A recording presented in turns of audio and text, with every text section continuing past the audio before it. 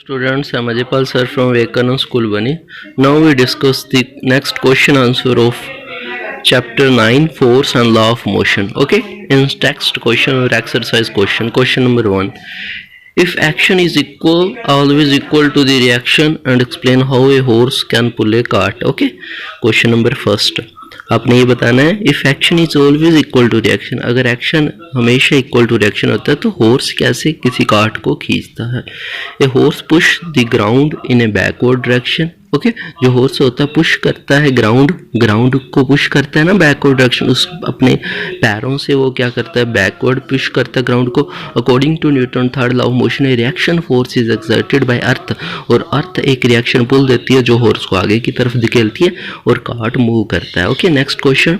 Explain why it is difficult for a fireman to hold a hose which eject large amount of water at high velocity. आपको पता fireman को वो जो pipe होती है पानी वाली होल्ड करने में इतनी मुश्किल क्यों होती है, उसमें से वो जो पानी है बहुत तेज वेलोसिटी से जाता है due to backward reaction of water being ejected. क्योंकि आपको पता पानी आगे की तरफ जाता है तो एक बैकवर्ड रिएक्शन देता है वो पीछे की तरफ. When a fireman hold a hose which is ejected large amount of water at a high velocity then a reaction force is exerted on him by ejecting water in backward direction. Okay, आगे की तरफ उसकी force है, पीछे की तरफ वो backward direction के अंदर रिएक्शन लगा रहा है. This is because of Newton third law of motion. ये Newton third law of motion के कारण है. As a result of backward force the stability of the fireman decrease.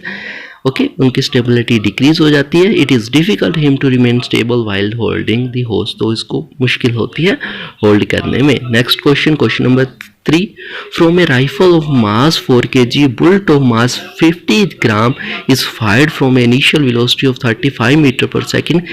Calculate the initial recoil velocity of the rifle. आपने क्या करना है, initial recoil velocity निकालनी है. तो mass of rifle आपको दे रखा है, mass of bullet भी दे रखा है. recoil velocity of rifle आपने निकालनी है, bullet की velocity आपको दे रखी है. ओके, तो initial velocity आपको पता है, जो bullet है वो रेस्ट पे है ना, तो अब देखते हैं हम. Okay, total initial momentum rifle and bolt का टोटल इनिशियल मोमेंटम 0 हो जाएगा क्योंकि मोमेंटम ऑलवेज कंजर्व रहता है. तो यहाँ पे आप फार्मूला लगाओगे total momentum of rifle and bolt system after firing के अंदर m1 v1 plus m2 v2.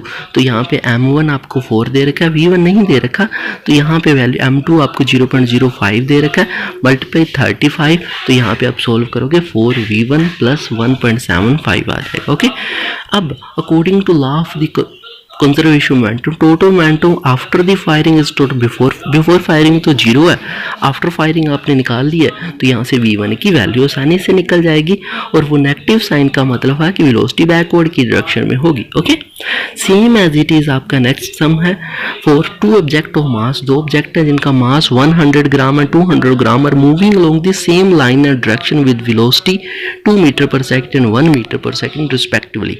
They collide and after the collision the first object move at a velocity of 1.67 meter per second. Determine the velocity of second object.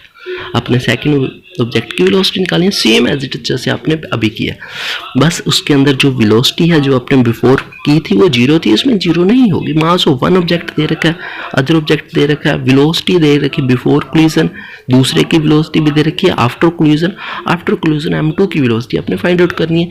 ये आपका formula है conservation का, m1 v1 plus m2 v2 is equal to m1 v3 plus m2 v4.